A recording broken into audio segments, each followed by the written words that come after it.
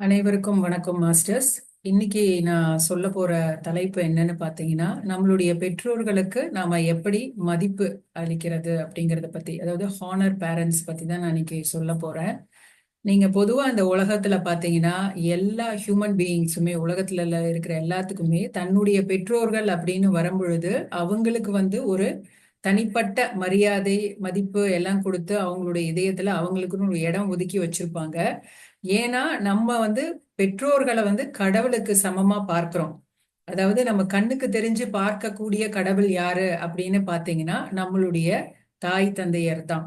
So இத பத்தி நம்மளுடைய சுப்ரீம் செல்ஃப் என்ன சொல்லுது அப்படின்னு பாத்தீங்கன்னா, ஏன் நம்ம அவங்களுக்கு அவ்வளவு அதிக மரியாதை கொடுக்கணும் அப்படின்னு பாத்தீங்கன்னா, அவங்க கடவுள் உருவாக்குறாருல்ல, சோலை உருவாக்குறாரு. சோ அதே மாதிரி உருவாக்குகின்ற ஒரு பணியில இருக்கிறவங்க தான் நம்மளுடைய பெற்றோர்கள். கடவுளுடைய ஒரு பார்ட் ஆஃப் ஜாபை நம்மளுடைய பெற்றோர்கள் செய்யறாங்க. சோ அதனால அவங்களுக்கு நம்ம மதிப்பு கொடுக்கணும், மரியாதை கொடுக்கணும் அப்படிங்கிற மாதிரி சொல்றாரு.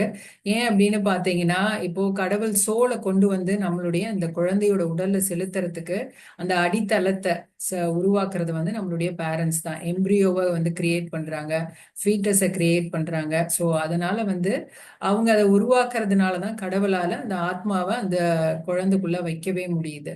சோ அந்த ஆத்மாவுக்கும் பேரண்ட்ஸ்க்கும் சம்பந்தமே இல்லை.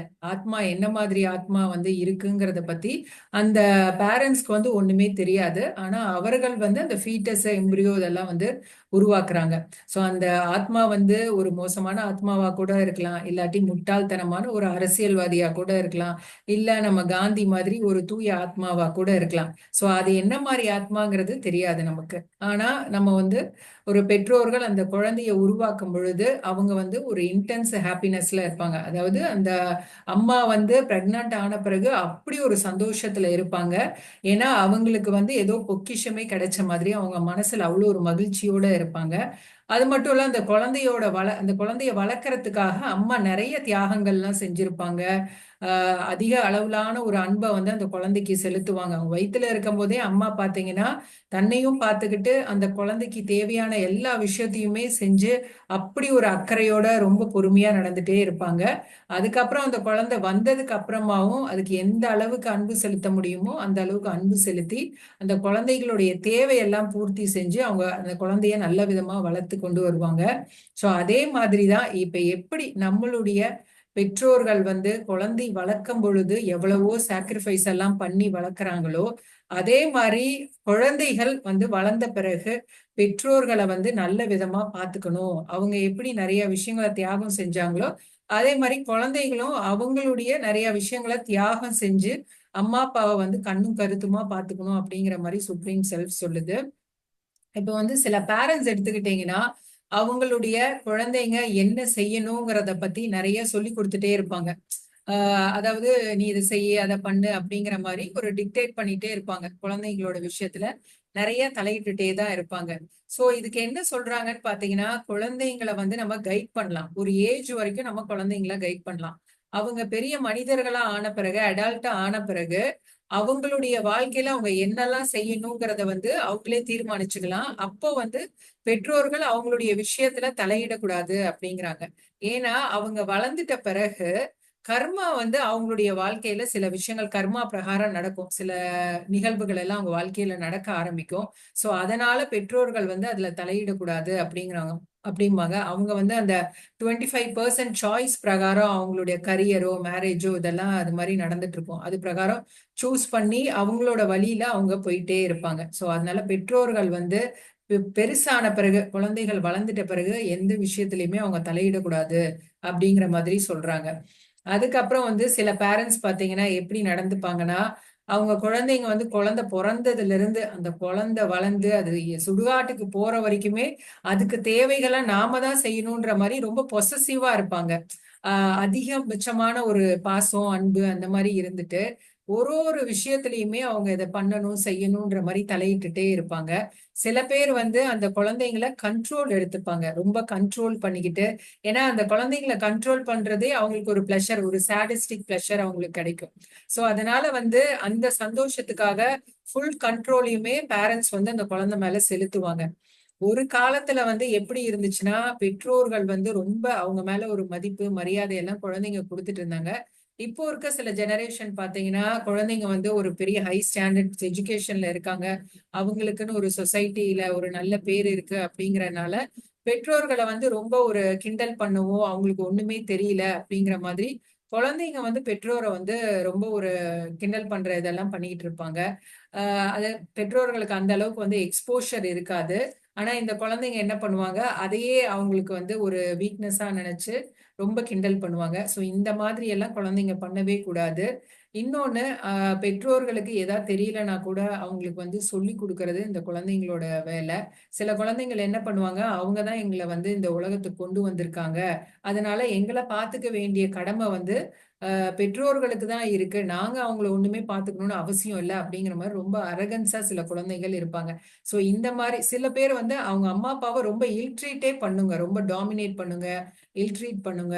ஸோ இந்த மாரி குழந்தைகளுக்கு வந்து சுப்ரீம் செல்ஃப் என்ன சொல்லுது அப்படின்னு பார்த்தீங்கன்னா, அ அவங்க வந்து இந்த காலத்திலேயே அதுக்கான பனிஷ்மென்ட்ட அனுபவிப்பாங்க. அது மட்டும் இல்ல, அவங்க வந்து அடுத்த லைஃப்லயும் அதுக்கான பனிஷ்மென்ட் இருக்கும் அப்படிங்கிற மாரி சொல்றாங்க.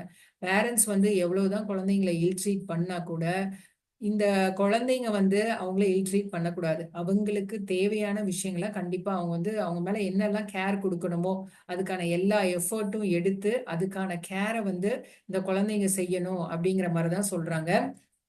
அதே மாதிரி எப்படி வந்து பெற்றோர்கள் நம்மள பார்த்துக்கிட்டாங்களோ, அதெல்லாம் புரிஞ்சுகிட்டு குழந்தைங்களும் அதே மாரி பண்ணணும். இப்ப அவங்களோட ஒரு பெற்றோர்கள் இறந்துட்டாங்க அப்படிங்கும்போது, அவங்களுடைய ஃபினரலுக்கு தேவையான எல்லா விஷயத்தையும் நல்ல விதமா செய்யணும். சில குழந்தைகள் வந்து அவங்க இறந்துட்டாங்கன்னா, அவங்க பாடிய கிளைம் பண்ண கூட வரமாட்டாங்க. ஸோ அது வந்து ஒரு பப்ளிக் அத்தாரிட்டி கிட்ட போயிடும். ஸோ அது வந்து ஒரு பெரிய ஒரு குற்றம் அப்படிங்கிற மாதிரி சொல்றாங்க. ஸோ அதனால இப்போ குழந்தைங்கள விஷயத்த பொறுத்த வரைக்கும் பேரண்ட்ஸ் எவ்வளவுதான் மோசமா ட்ரீட் பண்ணாலும் குழந்தைங்க தன்னுடைய பேரண்ட்ஸ நல்ல விதமா பார்த்துக்கணும் அப்படிங்கிற மாரி சொல்றாங்க. சில விஷயத்துல பார்த்தீங்கன்னா, பேரண்ட்ஸ் வந்து குழந்தைங்கள ரொம்ப இல் ட்ரீட் பண்ணுவாங்க. இப்போ பேரண்ட்ஸ்குள்ளேயே பார்த்தீங்கன்னா, ஒரு பேரண்ட் வந்து இன்னொரு பேரண்ட்ட வந்து ரொம்ப மோசமா ட்ரீட் பண்றது. ஸோ அத பார்த்து அந்த குழந்தைங்க வளருது அப்படிங்கும் பொழுது, அந்த குழந்தைங்களுக்கு கூட ஒரு வெறுப்புணர்ச்சி வந்துரும். அதனால அவங்க வந்து என்ன சொல்லுவாங்கன்னா, எங்கனால வந்து அம்மா, அப்பா மேல அன்பு செலுத்தவே முடியாது. ஏன்னா, அவங்க எங்க மேல அன்பா இல்ல அப்படிங்கிற மாதிரி சொல்லுவாங்க. ஸோ இத வந்து நம்ம பண்ணவே கூடாது அப்படிங்கிற மாதிரி சொல்றாங்க. இன்னொன்னு வந்து அந்த அந்த பேரண்ட்ஸ் வந்து என்ன பண்ணுவாங்கன்னா, இல் ட்ரீட் பண்றது மட்டும் கிடையாது. அவங்களும் வந்து ஒரு பொசிஷன்ல இருப்பாங்க. நல்ல ஒரு பெரிய ஸ்டேட்டஸ்ல இருப்பாங்க. சொசைட்டில அவங்களுக்கும் ஒரு பேர் இருக்குங்கிறனால, அ என்ன மாதிரி பொண்ண கல்யாணம் பண்ணி அவங்களோட மேரேஜ், கரியர் எல்லா விஷயத்திலயும் தலையிட்டு, அந்த குழந்தைங்களோட வாழ்க்கையே வந்து ஒரு பீஸ் ஆஃப் மைண்ட் இல்லாம ரொம்ப கஷ்டப்படுத்துவாங்க. ஸோ அந்த அந்த மாதிரியான பேரண்ட்ஸ் என்ன பண்ணுவாங்கன்னா, அவங்களுடைய கடைசி காலத்துல வந்து ரொம்பவுமே ஒரு சஃபரிங்க வந்து அனுபவிப்பாங்க. இப்ப நம்ம ஹிந்துயிசம் எடுத்துக்கிட்டீங்கன்னா, பேரண்ட்ஸ்க்குன்னு ஒரு தனி மரியாதையே இருக்கு. அதாவது நம்மளுடைய முதற் கடவுளே நம்மளுடைய பெற்றோர்கள் அப்படிங்கிற மாரி தான் ஹிந்துயிஸ்து சொல்லுவாங்க. புத்திசம்லயும் என்ன சொல்லுவாங்கன்னா, பேரண்ட்ஸ வந்து புத்தா அப்படின்னே சொல்லுவாங்க. ஏன்னா, அவ்ளோ ஒரு மதிப்பு குடுப்பாங்க புத்திசத்திலயும் பேரண்ட்ஸ்க்கு.